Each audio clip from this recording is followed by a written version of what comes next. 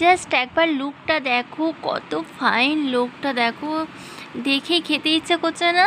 আমার তো আবার এডিটিং করার সময় দেখেই খেতে ইচ্ছা করছে। এত সুন্দর কালারটা, অরিজিনাল কালার, এত সুন্দর হয়েছিল খেতে, কি বলবো। ডিমের যে গন্ধটা, কোনো রকম গন্ধ ছিল না। দেখো ডিম আলু সিদ্ধ করে নিয়েছি।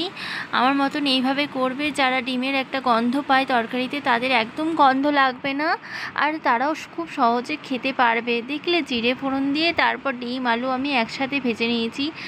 আলুটাকেও সিদ্ধ করে নিয়েছিলাম, ফোড়নে পেঁয়াজ দিয়েছি, জিরে দিয়েছি, তারপর ভেজে নেবো নুন হলুদ দিয়ে।